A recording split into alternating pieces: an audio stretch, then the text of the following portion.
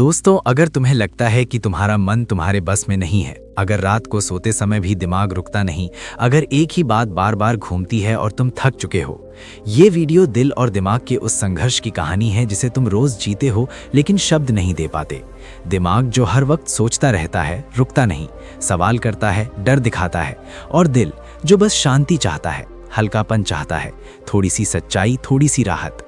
जब दिमाग थक जाता है तब दिल चुपचाप सब सहता है। जब दिल भारी हो जाता है तब दिमाग और तेज दौड़ने लगता है। यही वो चक्र है जिसमें आज ज्यादातर लोग फंसे हुए हैं। ये कोई मोटिवेशन नहीं है, ये कोई समस्या सुलझाने का फॉर्मूला भी नहीं है। ये एक ठहराव है जहां तुम पहली बार अपने दिमाग को लड़ते हुए नहीं बल्कि समझते हुए देखोगे। इस वीडियो में बुद्ध की कहानी सिर्फ सुनने के लिए नहीं है बल्कि अपने भीतर झांकने के लिए है, क्योंकि जब दिल और दिमाग की लड़ाई खत्म होती है तभी शांति शुरू होती है। ये चैनल उन लोगों के लिए है जो बाहर से ठीक दिखते हैं लेकिन अंदर से थके हुए हैं।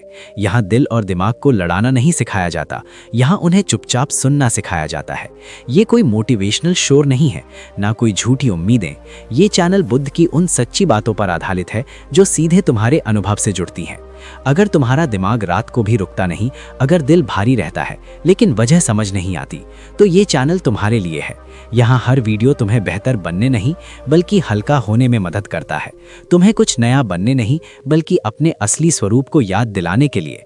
अगर तुम्हें शांति बाहर नहीं, अपने भीतर ढूंढनी है, तो इस चैनल से जुड़े रहो, क्योंकि यहाँ कहानियाँ सिर्फ बुद्ध की नहीं होती, यहाँ हर कहानी तुम्हारे दिल और दिमाग की होती है। बहुत समय पहले जब बुद्ध अभी बुद्ध नहीं बने थे, उनका नाम सिद्धार्थ था और सिद्धार्थ के पास सब कुछ था, लेकिन एक चीज नहीं थी, शांति। वही शांति जो आज तुम्हें नहीं मिल रही। फर्क बस इतना है कि तुम उसे सोशल मीडिया पर ढूंढ रहे हो और सिद्धार्थ उसे दुनिया में ढूंढ रहे थे। एक रात सिद्धार्थ अपने महल की छत पर खड़े थे। चारों तरफ अंधेरा, घनघोर सन्नाटा था, लेकिन उनके अंदर शोर था, सवालों का शोर, जीवन का शोर, मृत्यु का शोर। और उसी रात एक विचार ने उनके मन को हिला दिया। अगर सब कुछ बदल रहा है तो मन क्यों नहीं रुकता? यही सवाल आज तुम्हारे अंदर भी है, लेकिन तुम उसे पहचान नहीं पा रहे। उसी रात सिद्धार्थ ने देखा कि उनका मन हर चीज को पकड़ना चाहता है, सुख को भी, दुख को भी, और पकड़ते पकड़ते वो खुद थक गया है। और यहीं से बुद्ध की पहली गुप्त विधि जन्म लेती है। लेकिन ये विधि तुम्हें आज कोई नहीं बताता, क्योंकि ये विधि दिमाग को पसंद नहीं आती। इस विधि में सोचने को नहीं कहा जाता बल्कि देखने को कहा जाता है। सिद्धार्थ ने उस रात पहली बार अपने मन से लड़ना बंद किया। उन्होंने मन को शांत करने की कोशिश नहीं की, क्योंकि बुद्ध जानते थे कि जो चीज जबरदस्ती शांत की जाती है वो और ज्यादा शोर करती है। उन्होंने बस देखा, जैसे कोई नदी बह रही हो और तुम किनारे बैठकर देख रहे हो। विचार आए गए, फिर गए, लेकिन सिद्धार्थ ने किसी विचार को पकड़ने की कोशिश नहीं की। और यहीं पर एक चौंकाने वाली बात हुई, जो बात आज भी 85% लोग नहीं जानते। जैसे ही तुम किसी विचार से लड़ना छोड़ देते हो, वो कमजोर होने लगता है, और जैसे ही तुम उसे पकड़ते हो, वो तुम्हें पकड़ लेता है। तुम्हारा ओवरथिंकिंग इसी एक गलती से पैदा होता है। तुम हर विचार को अपना समझ लेते हो। बुद्ध ने उस रात एक नियम समझ लिया, मन को रोकना नहीं है, मन को देखना है। और यही नियम आज तुम्हारे जीवन को बदल सकता है। लेकिन दोस्तों, कहानी यहाँ खत्म नहीं होती, क्योंकि अगले दिन सिद्धार्थ ने कुछ ऐसा देखा जिसने उन्हें हिला कर रख दिया। उन्होंने देखा कि जिन चीज़ों से मन सबसे ज़्यादा परेशान होता है, वही चीज़ें मन को सबसे ज़्यादा मज़ा भी देती हैं। और यही मन का जाल है। सुख और दुख दोनों एक ही सिक्के के दो पहलू हैं, और जो व्यक्ति सुख को पकड़ता है वही दुख को बुलाता है। ये बात सुनने में आसान है, लेकिन स्वीकार करना बहुत कठिन। और यहीं से सिद्धार्थ का संघर्ष शुरू होता है, क्योंकि मन बार बार कहता है, ये विचार ज़रूरी है, ये चिंता ज़रूरी है, ये डर ज़रूरी है, और तुम भी यही मान लेते हो। लेकिन बुद्ध ने उस दिन अपने मन को एक सवाल पूछा, अगर ये विचार सच में ज़रूरी है तो क्या ये अभी इस पल ज़रूरी है? और ये सवाल इतना खतरनाक था कि मन पहली बार चुप हुआ, कुछ सेकंड के लिए, बस कुछ सेकंड। लेकिन उन सेकंड्स में सिद्धार्थ ने वो शांति महसूस की जो पूरी दुनिया नहीं दे सकती। और यही वो शांति है जिसकी तुम्हें तलाश है। लेकिन अभी कहानी का सबसे गहरा हिस्सा बाकी है, क्योंकि ये शांति टिकती नहीं। मन वापस आता है और भी तेज आता है, और यहीं पर ज्यादातर लोग हार जाते हैं। लेकिन बुद्ध नहीं हारे। अगले भाग में तुम जानोगे कि जब मन बार बार हमला करता है तो बुद्ध ने कौन सी दूसरी विधि अपनाई।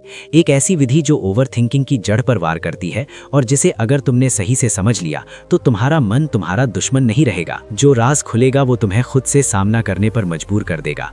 जिस शांति को सिद्धार्थ ने पहली बार छुआ था वो उनके भीतर एक आग बन चुकी थी। बाहर से देखने वाले को लगता था कि वे शांत हैं, लेकिन अंदर एक गहरा तूफान चल रहा था, क्योंकि जिसने पहली बार मन के शोर से बाहर झांका हो वो अब शोर को सच मानने से इनकार करने लगता है। अगले दिन जैसे ही उन्होंने आंखें खोली, मन ने हमला कर दिया। वही सवाल, वही डर, वही भविष्य की तस्वीरें, जैसे मन ये साबित करना चाहता हो कि वो अभी भी मालिक है। यही तुम्हारे साथ भी होता है। जब तुम पहली बार शांत होते हो तो अगले दिन दिमाग और ज्यादा सोचता है और तुम समझ लेते हो कि ध्यान बेकार है। लेकिन बुद्ध ने उस सुबह एक अलग ही चीज देखी। उन्होंने देखा कि मन की आवाज तेज जरूर है, लेकिन उसमें पहले जैसी ताकत नहीं है। जैसे कोई चोर पकड़े जाने के बाद और ज्यादा चिल्लाने लगे। उसी पल बुद्ध ने समझ लिया कि मन तब सबसे ज्यादा शोर करता है जब वो हारने लगता है। और ये जानना तुम्हारे लिए बहुत जरूरी है, क्योंकि अगर ध्यान करते समय तुम्हारा दिमाग ज्यादा दौड़ता है तो इसका मतलब ये नहीं कि तुम गलत हो, इसका मतलब ये है कि तुम सही दिशा में हो। बुद्ध उस दिन जंगल की ओर निकले। कोई लक्ष्य नहीं, कोई मंजिल नहीं, क्योंकि लक्ष्य भी मन का ही खेल है। रास्ते में चलते हुए उन्होंने लोगों को देखा। कोई हंस रहा था, कोई रो रहा था, कोई धन के पीछे भाग रहा था, कोई सम्मान के पीछे, और हर चेहरे पर एक ही चीज साफ दिख रही थी, बेचैनी। उस पल बुद्ध को एहसास हुआ कि समस्या अलग अलग नहीं है, समस्या एक ही है लेकिन रूप अलग है। और वही समस्या है मन का कभी ना रुकना। उसी जंगल में उन्होंने एक पेड़ के नीचे बैठकर दूसरा प्रयोग शुरू किया। ये प्रयोग इतना साधारण था कि लोग इसे महत्व ही नहीं देते। उन्होंने अपनी सांस को महसूस करना शुरू किया। ना बदलना, न रोकना, न गिनना, बस महसूस करना। हवा का नाक से अंदर जाना, फेफड़ों का भरना, बाहर आना। और जैसे ही ध्यान सांस पर गया, विचारों की पकड़ ढीली पड़ने लगी। पूरी तरह नहीं, लेकिन जैसे कोई रस्सी जो पहले गले को कस रही थी अब थोड़ी ढीली हो गई हो। और यहीं पर बुद्ध ने एक गहरा सत्य देखा। मन विचारों से ज्यादा शरीर से डरता है, क्योंकि शरीर वर्तमान में है और मन अतीत भविष्य में। जैसे ही तुम शरीर में आते हो, मन कमजोर होने लगता है। लेकिन खेल यहीं खत्म नहीं हुआ। कुछ समय बाद बुद्ध को हल्की सुखद अनुभूति होने लगी। शरीर हल्का सा गहरी, और यहीं पर मन ने नई चाल चली। मन बोला, यही तो चाहिए था, यही शांति है, इसे पकड़ लो, इसे रोज चाहो। और यहीं पर ज्यादातर साधक गिर जाते हैं, क्योंकि वे शांति को भी एक उपलब्धि बना लेते हैं। लेकिन बुद्ध ने उस सुख को भी देखा, बिना पकड़े, बिना डर के, और कुछ देर बाद वो सुख भी चला गया। उसके बाद बेचैनी आई, पैर दुखने लगे, शरीर भारी लगने लगा। मन बोला, देखो ये तरीका गलत है, उठ जाओ। और यही वो क्षण था जहां बुद्ध ने तीसरी विधि खोजी। उन्होंने ना सुख को चुना, न बेचैनी से भागे। उन्होंने दोनों को एक जैसा देखा। आने वाला जाएगा, जाने वाला आएगा। और इसी देखने में एक अजीब सी खाली जगह बनने लगी। ये खालीपन डरावना था, जैसे कुछ भी पकड़ने को नहीं है, जैसे पहचान घुल रही है। और यही खालीपन आज तुम्हें सबसे ज्यादा डराता है। इसीलिए तुम फोन उठाते हो, बात करते हो, सोचते हो, क्योंकि खालीपन में मन मरने लगता है। लेकिन बुद्ध उस खालीपन में रुके रहे। उन्होंने देखा कि खालीपन में कोई विचार टिक नहीं पाता, और पहली बार उन्हें एहसास हुआ कि शायद मन कोई ठोस चीज है ही नहीं, शायद मन सिर्फ आदत है। और अगर ये सच है तो ओवर थिंकिंग भी कोई बीमारी नहीं, सिर्फ आदत है। लेकिन अभी सबसे खतरनाक हिस्सा बाकी था, क्योंकि जैसे ही ये समझ गहरी होने लगी, मन ने आखिरी हथियार निकाला, डर, अर्थहीनता। ये सवाल कि अगर मन ही नहीं तो मैं कौन हूं। और यही वो मोड़ है जहां 98% लोग पीछे लौट जाते हैं। अगले भाग में तुम जानोगे कि इस डर के सामने बुद्ध ने क्या किया, और क्यों इस डर को पार किए बिना मन कभी शांत नहीं होता। जैसे ही बुद्ध उस खालीपन में टिके रहना शुरू किए, मन ने अपना सबसे खतरनाक रूप दिखाया। ये वही रूप है जिससे आज तुम हर दिन भागते हो। ये रूप विचारों का नहीं था, बल्कि डर का था।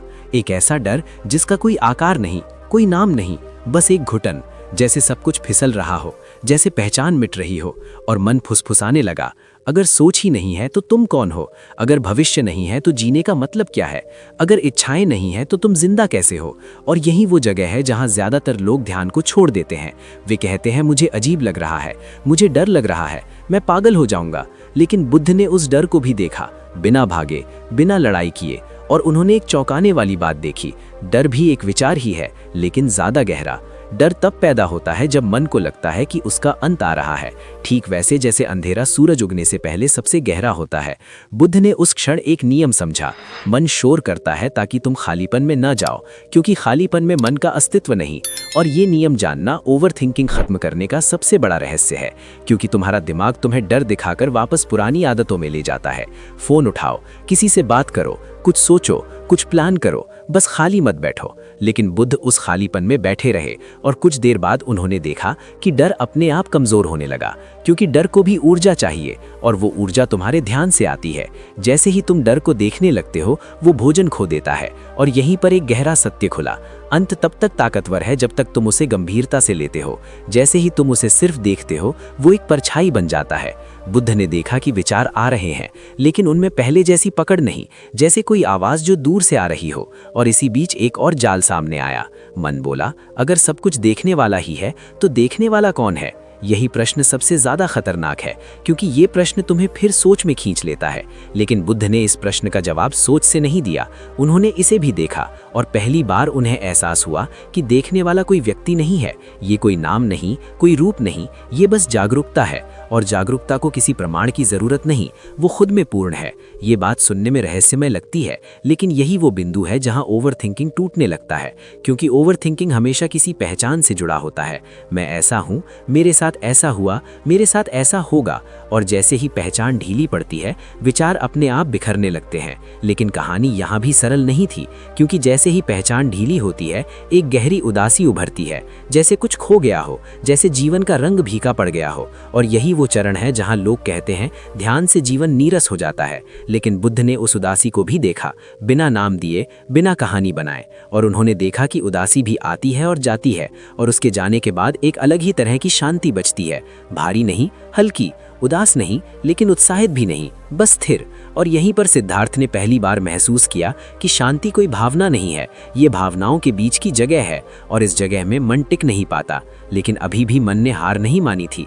आखिरी कोशिश के रूप में उसने बुद्ध को ये एहसास दिलाने की कोशिश की कि ये सब व्यर्थ है, कि संसार में दुख है, जिम्मेदारियां हैं, परिवार है, और इस शांति का कोई उपयोग नहीं। और ये वही आवाज़ है जो तुम्हें भी आती है कि इतना सोचने से क्या फ़ायदा। लेकिन बुद्ध ने उस आवाज़ को भी देखा, और उसे देखने में एक बात साफ हो गई, संसार का दुख मन से अलग नहीं है, और मन को समझे बिना संसार को ठीक करना असंभव है। और यहीं पर बुद्ध की यात्रा ने एक नया मोड़ लिया, क्योंकि अब सवाल मन को शांत करने का नहीं था, बल्कि करुणा को जगाने का था। अगले भाग में तुम जानोगे कि मन की शांति और करुणा का क्या संबंध है, और क्यों बिना करुणा के ओवरथिंकिंग पूरी तरह खत्म नहीं होता। भाग 4 में कहानी और ज्यादा गहरी और जीवन से जुड़ी होने वाली है। जब बुद्ध उस स्थिर शांति में टिके रहे, तो उन्होंने एक अजीब विरोधाभास देखा। जितनी शांति गहरी होती जा रही थी, उतना ही संसार का दुख साफ दिखाई देने लगा। ये दुख किसी एक व्यक्ति का नहीं था, बल्कि हर चेहरे में छुपा हुआ था। और यही वो जगह है जहां आज के ज्यादातर लोग गलत समझ लेते हैं। उन्हें लगता है ध्यान मतलब दुनिया से कट जाना, लेकिन बुद्ध के साथ उल्टा हुआ। जैसे जैसे मन का शोर कम हुआ, वैसे वैसे संवेदना बढ़ने लगी। बुद्ध ने देखा कि हर इंसान अपने मन से लड़ रहा है, कोई गुस्से से, कोई लालच से, कोई डर से, और हर कोई यही सोच रहा है कि समस्या बाहर है, जबकि समस्या अंदर है। और इसी देखने में एक भारीपन आने लगा, एक ऐसा भारीपन जिसे आज तुम भी महसूस करते हो जब बहुत ज्यादा सोचते हो। फर्क बस इतना है कि तुम उस भारीपन को अपनी कमजोरी मान लेते हो, और बुद्ध ने उसे करुणा का बीज माना। उसी दिन बुद्ध को समझ आया कि ओवरथिंकिंग सिर्फ अपने लिए नहीं होती, ये दूसरों से जुड़ी होती है। तुलना, अपेक्षा, डर कि लोग क्या कहेंगे। और जब तक ये संबंध नहीं टूटता, मन पूरी तरह शांत नहीं हो सकता। यही कारण है कि अकेले बैठने पर भी तुम्हारे दिमाग में लोग घूमते रहते हैं। कोई पुराना अपमान, कोई अधूरी बात, कोई भविष्य का डर। और बुद्ध ने इस जाल को तोड़ने के लिए एक नई विधि अपनाई। उन्होंने दूसरों के दुख को अपने दुख से अलग देखना बंद कर दिया। उन्होंने हर चेहरे को अपने मन का प्रतिबिंब माना। और यहीं पर एक गहरा परिवर्तन शुरू हुआ। जब तुम किसी के दुख को अपना समझते हो, तब मन शिकायत करना छोड़ देता है, क्योंकि शिकायत हमेशा मैं और तुम के बीच होती है। और जैसे ही ये दूरी कम होती है, विचार कमजोर होने लगते हैं। बुद्ध ने जंगल में भटकते हुए एक बीमार व्यक्ति को देखा, शरीर कमजोर, आंखों में डर, और उसी पल उनके भीतर कोई विचार नहीं उठा, न दया दिखाने का, न सुधारने का, बस एक गहरी उपस्थिति। और उस उपस्थिति में बीमार व्यक्ति की सांसें धीमी होने लगी। ये कोई चमत्कार नहीं था, ये मन का नियम था, क्योंकि जब सामने वाला मन शांत होता है तो दूसरा मन भी प्रतिक्रिया करता है। और यही बुद्ध की चौथी विधि थी। अपने मन को शांत करने के लिए दूसरों के दुख से भागो मत, उसे पूरी तरह देखो। बिना कहानी बनाए, बिना समाधान खोजे। और ये बात सुनने में उल्टी लग सकती है, लेकिन यही ओवरथिंकिंग की एक बड़ी दवा है, क्योंकि ज्यादातर ओवरथिंकिंग खुद के बारे में होती है और जैसे ही ध्यान दूसरे पर जाता है वो घेरा टूटता है। लेकिन यहां भी मन ने चाल चली। मन बोला, अगर सबका दुख अपना बना लिया तो तुम टूट जाओगे, और यही डर तुम्हें संवेदनशील होने से रोकता है। लेकिन बुद्ध ने देखा कि दुख से भागने में ही सबसे ज्यादा थकान है और दुख को देखने में एक अजीब राहत है, क्योंकि तब तुम अकेले नहीं रहते। उसी क्षण सिद्धार्थ को पहली बार यह एहसास हुआ कि शांति कोई अलग चीज नहीं है, ये करुणा का ही दूसरा रूप है, और बिना करुणा के शांति अधूरी रहती है। लेकिन ये समझ बहुत भारी थी, क्योंकि जैसे ही करुणा बढ़ी, संसार का बोझ भी महसूस होने लगा। और यही वो मोड़ था जहां मन ने आखिरी बार बुद्ध को चुनौती दी। मन बोला, अगर तुम इतना महसूस करोगे तो जी नहीं पाओगे, तुम टूट जाओगे। और यही वो डर है जो तुम्हें भी दूसरों से दूरी बनाने पर मजबूर करता है। लेकिन बुद्ध ने उस डर को भी देखा, और उसी देखने में एक और गहरा सत्य खुला। करुणा दुख नहीं है, करुणा दुख से भागने का अंत है। और जब भागना खत्म होता है तो मन हल्का हो जाता है। लेकिन इस सत्य को स्थिर करने के लिए एक और परीक्षा बाकी थी, क्योंकि करुणा तब तक अधूरी है जब तक वो स्वयं तक न पहुंचे। अगले भाग में तुम जानोगे कि बुद्ध ने अपने ही भीतर के सबसे गहरे अपराध बोध, पछतावे और आत्म आलोचना से कैसे सामना किया, और क्यों खुद पर करुणा आए बिना ओवरथिंकिंग कभी पूरी तरह खत्म नहीं होती। भाग 5 में कहानी और ज्यादा निजी और चौंकाने वाली होने वाली है। जब बुद्ध ने दूसरों के दुख को बिना भागे देखना सीख लिया, तब एक ऐसा दरवाजा खुला जिसकी उन्हें उम्मीद नहीं थी। उस दरवाजे के पीछे कोई बाहरी संसार नहीं था, बल्कि उनका अपना अतीत खड़ा था। वही अतीत जिससे आज तुम भी बार बार टकराते हो। पुरानी गलतियां, अधूरे फैसले, वे पल जहां तुम खुद से शर्मिंदा हो। और यही वो जगह है जहां ओवरथिंकिंग सबसे ज्यादा जहर बनती है, क्योंकि अब मन बाहर की नहीं, अंदर की अदालत बन जाता है। जज भी वही, वकील भी वही, और सजा भी वही। बुद्ध जैसे ही ध्यान में बैठे, उनके सामने पुराने दृश्य उभरने लगे। पिता की आंखें, पत्नी का चेहरा, छोड़े हुए महल की छाया, और मन फुसफुसाने लगा, तुम भागे हो, तुमने जिम्मेदारी छोड़ी है, तुम स्वार्थी हो। और यही आवाज आज तुम्हारे अंदर भी है। जब मन कहता है तुम काफी अच्छे नहीं हो, तुमसे गलती हो गई, तुम्हें ऐसा नहीं करना चाहिए था। ज्यादातर लोग इसी आवाज से भागते हैं। कोई खुद को सही ठहराता है, कोई खुद को सजा देता है, कोई खुद को व्यस्त रखता है। लेकिन बुद्ध ने कुछ और किया। उन्होंने इस आत्म आलोचना को भी ध्यान से देखा, बिना सफाई दिए, बिना पछतावे को दबाए। और उन्होंने देखा कि आत्मालोचना भी विचार ही है। फर्क बस इतना है कि ये विचार खुद के नाम पर आता है, इसलिए ज्यादा सच्चा लगता है। और यहीं पर एक गहरा रहस्य खुला। मन सबसे ज्यादा चोट वहीं मारता है जहां तुम खुद को पहचानते हो।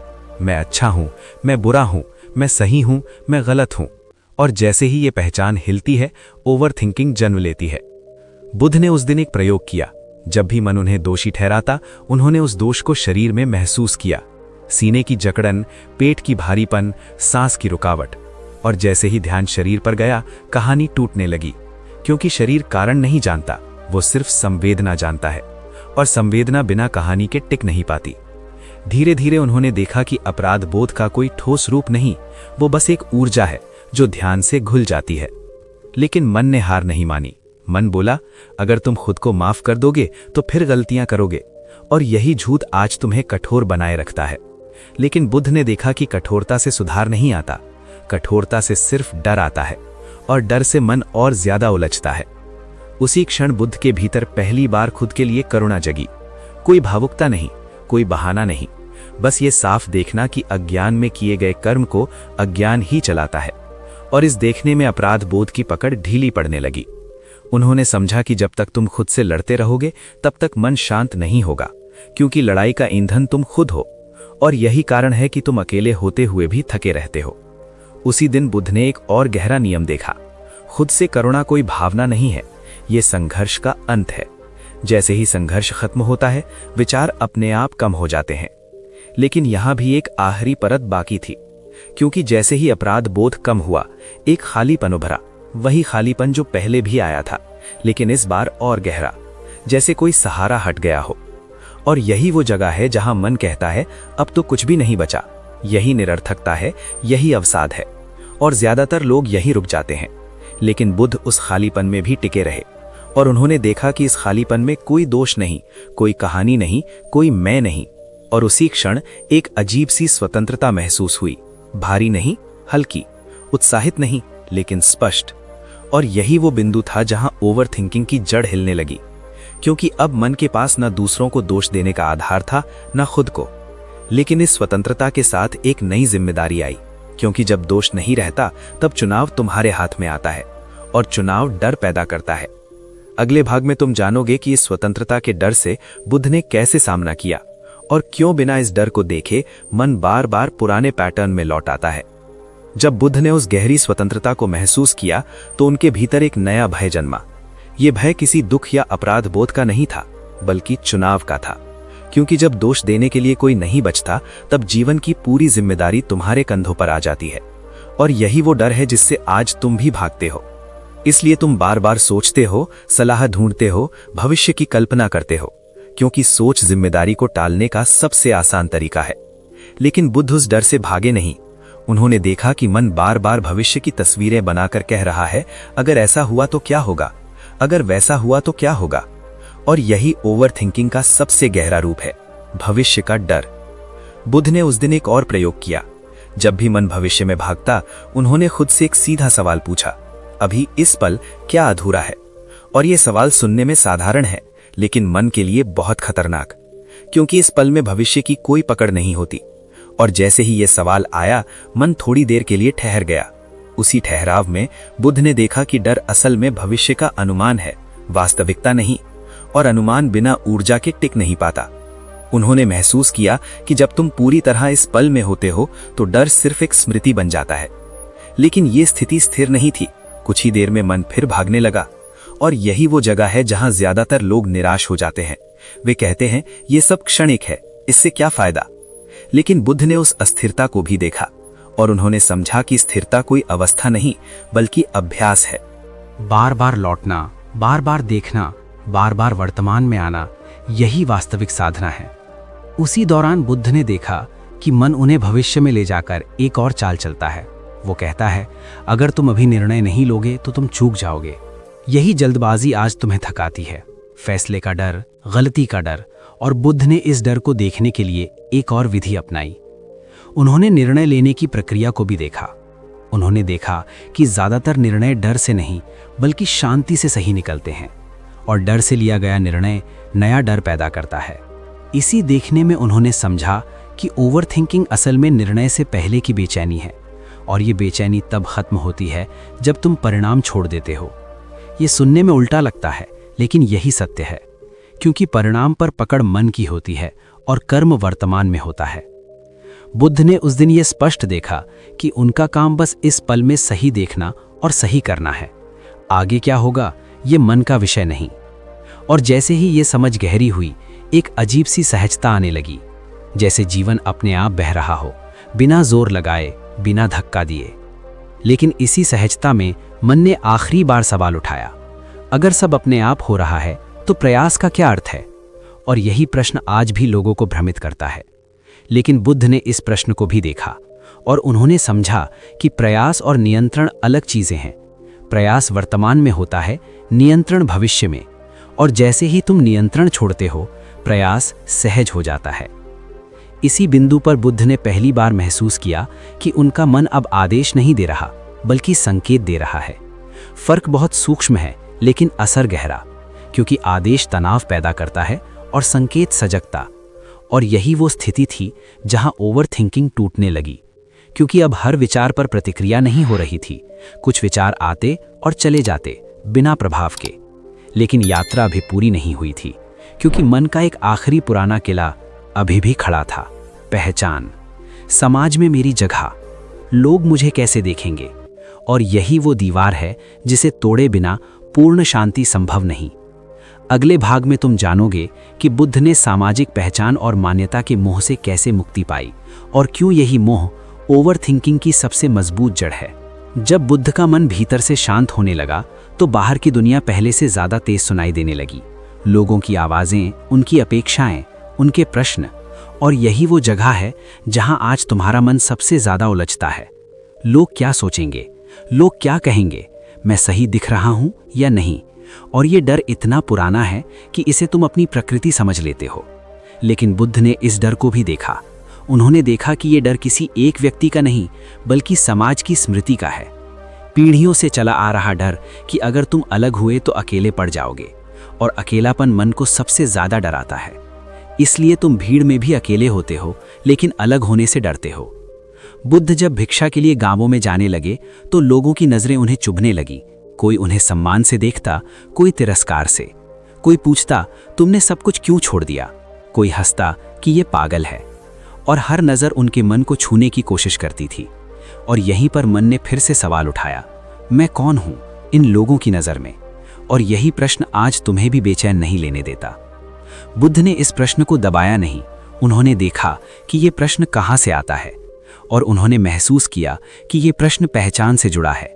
मैं सफल हूँ, मैं असफल हूँ, मैं अच्छा हूँ, मैं बुरा हूँ। और ये पहचान दूसरों की प्रतिक्रिया से बनती है। जैसे ही प्रतिक्रिया बदलती है, पहचान हिलने लगती है और मन घबराने लगता है। बुद्ध ने एक दिन एक अपमानजनक शब्द सुना और उनके भीतर हल्की सी हलचल हुई, बस एक पल के लिए। और उसी पल उन्होंने उस हलचल को पकड़ लिया। उन्होंने देखा कि शब्द बाहर से आया है, लेकिन चोट अंदर लगी है। और चोट इसलिए लगी क्योंकि भीतर कुछ बचा हुआ था जिसे बचाना था। और यहीं पर एक बहुत गहरा सत्य खुला, जब तक बचाने को कुछ है तब तक डर रहेगा। और जो व्यक्ति शांति चाहता है उसे ये देखना होगा कि वो क्या बचा रहा है। सम्मान, छवि, पहचान, सही साबित होने की आदत।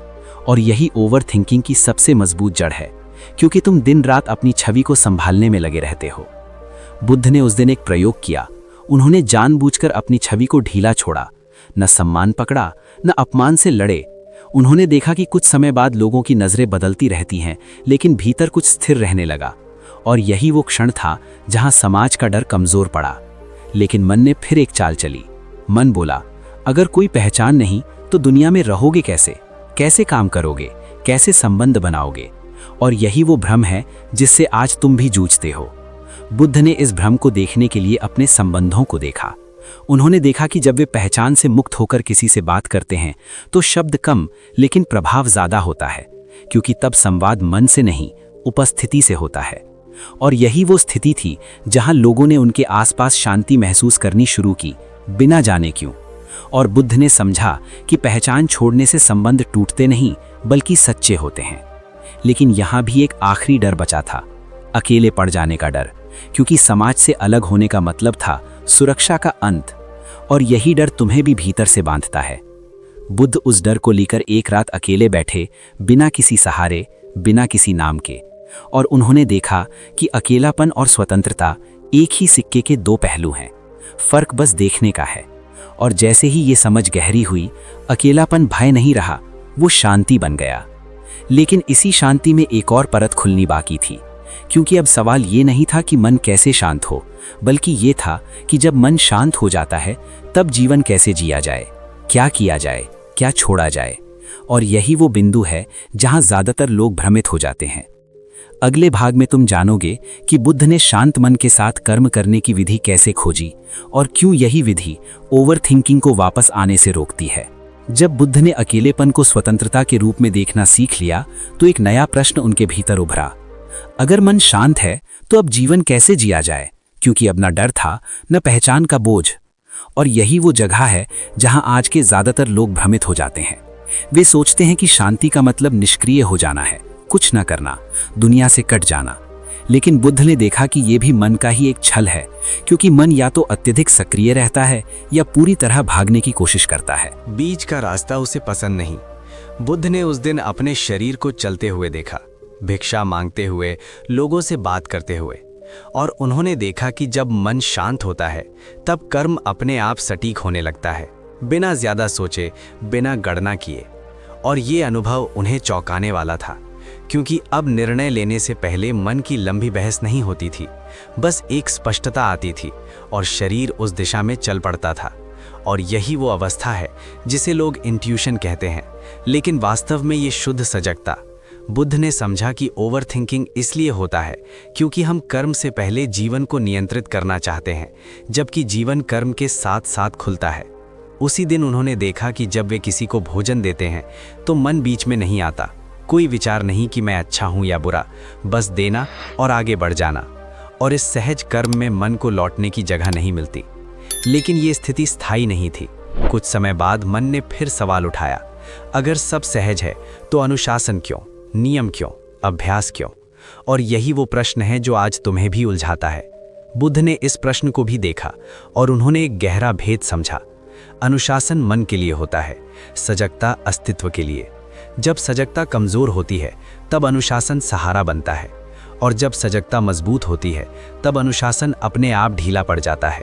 उन्होंने देखा कि ध्यान कोई अलग क्रिया नहीं, बल्कि हर क्रिया में जागरूकता है, चलना, खालना, बोलना, सुनना। और जैसे ही ये समझ गहरी हुई, ओवरथिंकिंग को लौटने का मौका नहीं मिला, क्योंकि अब मन को खाली समय नहीं मिल रहा था। लेकिन खाली समय का मतलब कुछ न करना नहीं, बल्कि बिना सजगता के होना। और बुद्ध हर क्षण में उपस्थित रहने लगे। उसी दौरान उन्होंने देखा कि जब कोई गलती होती है तब भी मन नहीं दौड़ता, बस सुधार होता है, बिना अपराध बोध के। और यही वो जगह है जहां जीवन हल्का होने लगता है। लेकिन कहानी यहाँ भी खत्म नहीं हुई, क्योंकि जैसे जैसे बुद्ध का जीवन सहज होता गया, लोग उनके पास आने लगे, प्रश्न पूछने लगे, समाधान मांगने लगे। और ये एक नई परीक्षा थी, क्योंकि अब जिम्मेदारी बढ़ रही थी, और जिम्मेदारी के साथ मन के लौटने का खतरा भी। बुद्ध ने देखा कि अगर वे हर व्यक्ति की समस्या अपने ऊपर ले लें तो शांति टूट जाएगी, और अगर वे दूर रहे तो करुणा अधूरी रह जाएगी। और इसी द्वंद्व में उन्होंने एक और सत्य खोजा, सहायता देना और बोझ उठाना अलग चीज़ें हैं, और ओवरथिंकिंग तब लौटती है जब तुम बोझ उठा लेते हो। उसी दिन उन्होंने सीखा कि हर व्यक्ति को बस दिशा दी जा सकती है, रास्ता खुद चलना होता है। और ये समझ उन्हें हल्का रखती थी। लेकिन इस समझ के साथ एक और गहरा सवाल उभरा, अगर हर व्यक्ति को खुद चलना है तो गुरु का क्या अर्थ है? और यही वो प्रश्न है जो आज भी लोगों को भ्रमित करता है।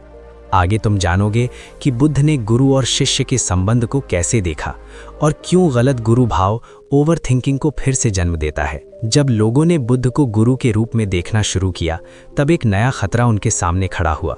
ये खतरा बाहर से सम्मान जैसा दिखता था, लेकिन भीतर से जाल था। क्योंकि जैसे ही कोई तुम्हें गुरु मान लेता है, तुम्हारे भीतर सूक्ष्म अहंकार जन्म ले सकता है। और यही वो जगह है जहां सबसे गहरी ओवरथिंकिंग लौटती है। मैं सही हूं, मुझे पता है, मैं जानता हूं। और बुद्ध इस खतरे को साफ देख रहे थे। उन्होंने देखा कि लोग उनके शब्दों से ज्यादा उनके चेहरे में समाधान ढूंढ रहे, जैसे वे उन्हें जिम्मेदारी सौंप देना चाहते हों। और यही मन की पुरानी आदत है, किसी और पर निर्भर हो जाना ताकि खुद देखने से बचा जा सके।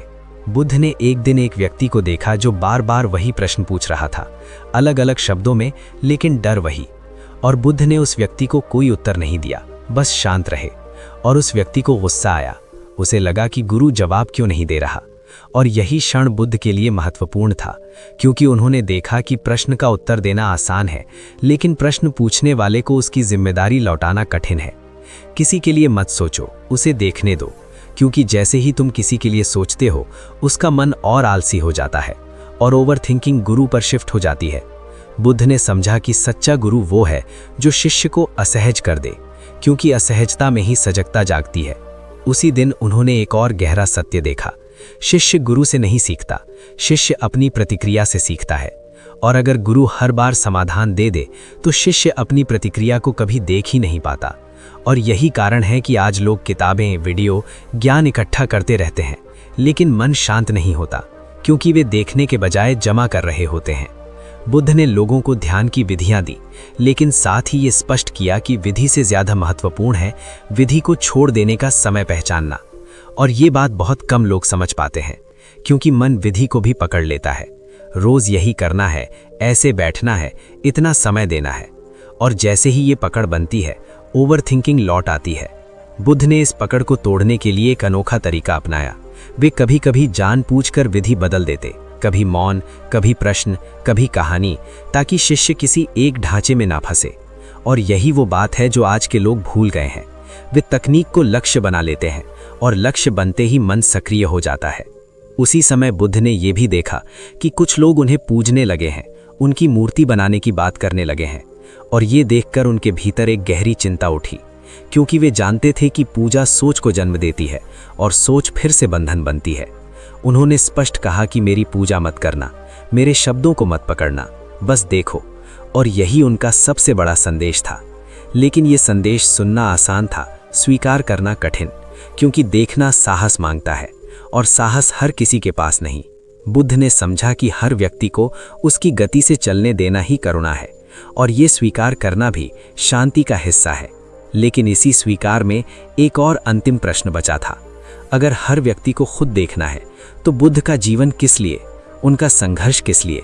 और यही वो प्रश्न था जिसका उत्तर केवल अंतिम अनुभव में छुपा था। बुद्ध ने अपने जीवन के अंतिम चरण में ओवर थिंकिंग के पूर्ण अंत को कैसे परिभाषित किया, और क्यों ये अंत किसी उपलब्धि जैसा नहीं बल्कि एक गहरी साधारणता जैसा है जिसकी तलाश में तुम यहाँ तक पहुँचे हो।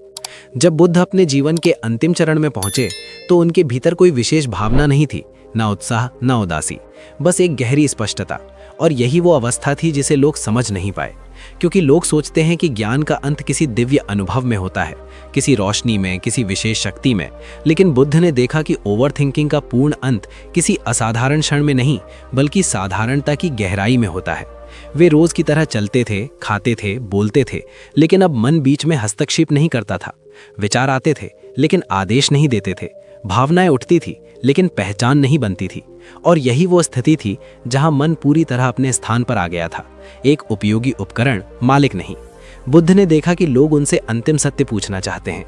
कोई कहता है जीवन का अर्थ क्या है, कोई पूछता है मृत्यु के बाद क्या है। और ये प्रश्न सुनकर वे मुस्कुरा देते थे, क्योंकि उन्होंने देख लिया था कि प्रश्न तब पैदा होते हैं जब देखने से दूरी होती है, और जहां देखना पूरा हो जाता है वहां प्रश्न अपने आप गिर जाते हैं। बुद्ध ने अंतिम दिनों में ये स्पष्ट किया कि शांति कोई लक्ष्य नहीं है, ये संघर्ष के रुक जाने का नाम है। और संघर्ष तब तक चलता है जब तक तुम मन को बदलने की कोशिश करते हो। जैसे ही तुम मन को समझ लेते हो, परिवर्तन अपने आप घटित हो जाता है। उन्होंने ये भी देखा कि लोग ओवर थिंकिंग को दुश्मन मानते हैं और उससे लड़ते रहते हैं, जबकि ओवर थिंकिंग सिर्फ एक संकेत है कि तुम जीवन को विचारों से जीने की कोशिश कर रहे हो। और जीवन विचारों से नहीं जिया जाता, जीवन देखा जाता है, जिया जाता है, महसूस किया जाता है, लेकिन समझाया नहीं जाता। बुद्ध ने यह भी कहा कि ध्यान कोई विशेष समय नहीं बल्कि हर क्षण की सजगता है, और जब सजगता स्थिर हो जाती है तब ध्यान और जीवन अलग नहीं रहते। उसी अवस्था में उन्होंने ये अंतिम सत्य देखा कि मैं नाम की कोई स्थायी चीज है ही नहीं, ये सिर्फ विचारों का जोड़ है। और जैसे ही ये जोड़ ढीला पड़ता है, ओवर थिंकिंग की जड़ अपने आप सूख जाती है, क्योंकि सोचने वाला कोई ठोस केंद्र बचता ही नहीं।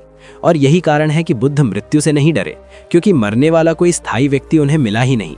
ये बात सुनने में डरावनी लग सकती है, लेकिन अनुभव में ये अत्यंत मुक्तिदायक होती है, क्योंकि तब जीवन और मृत्यु दोनों ही घटनाएं बन जाती हैं, समस्या नहीं। और इसी स्पष्टता में उन्होंने अंतिम शिक्षा दी, किसी भी अनुभव को पकड़ो मत, चाहे वो सुख हो, चाहे दुख, चाहे शांति हो, चाहे भ्रम, क्योंकि पकड़ते ही मन लौट आता है, और जहां पकड़ नहीं वहां स्वतंत्रता है। बुद्ध ने यह भी देखा कि लोग इस स्वतंत्रता को भी एक लक्ष्य बना लेते हैं, और यही अंतिम जाल है। इसलिए उन्होंने कहा, किसी भी अवस्था से चिपको मत, यहाँ तक कि निर्वाण से भी नहीं, क्योंकि चिपकना ही बंधन है। और यही वो वाक्य था जिसे बहुत कम लोग समझ पाए, लेकिन यही ओवर थिंकिंग के पूर्ण अंत की कुंजी है, क्योंकि ओवर थिंकिंग हमेशा किसी अवस्था को स्थायी बनाने की कोशिश है, और जीवन स्थायी नहीं है। बुद्ध के अंतिम क्षणों में उनके आसपास शोर नहीं था, कोई आकाशीय घटना नहीं, बस एक शांत सांस, एक साधारण विदा। और यही उनकी सबसे बड़ी शिक्षा थी कि सत्य नाटकीय नहीं होता, सत्य शांत होता है, साधारण होता है। और जब तुम इस साधारणता में टिक जाते हो तब मन के पास लौटने का कोई कारण नहीं बचता। यही वो बिंदु है जहां कहानी तुम्हारे पास लौटती है, क्योंकि अब प्रश्न बुद्ध का नहीं है, तुम्हारा है। क्या तुम मन से लड़ते रहोगे या उसे देखना सीखोगे?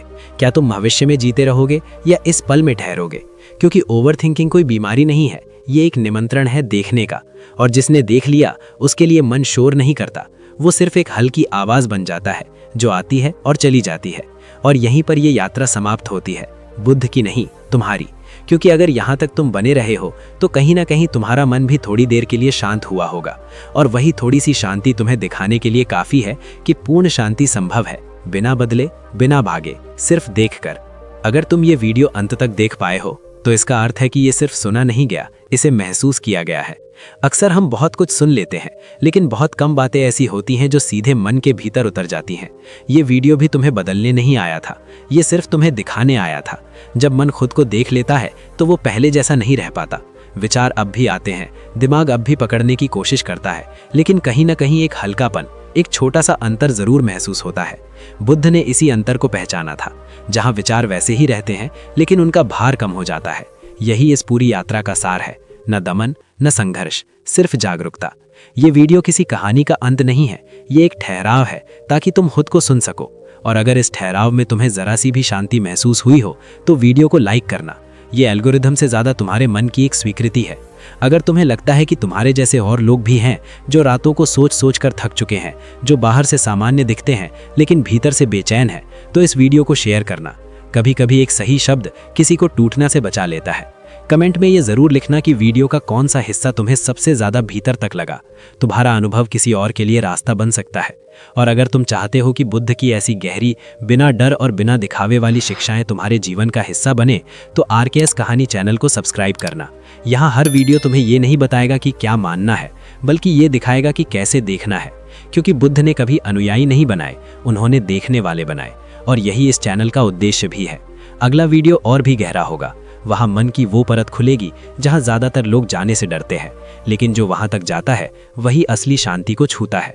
जाते जाते एक बात याद रखना, मन को जीतने की कोशिश मत करना, मन को समझने दो, क्योंकि समझ ही वो आखिरी दरवाज़ा है जिसके पार शोर नहीं होता, सिर्फ स्पष्टता होती है। और अगर तुम यहाँ तक पहुँचे हो तो शायद तुम पहले से ही उस दरवाजे के काफ़ी करीब हो। धन्यवाद। नमो बुद्धाय।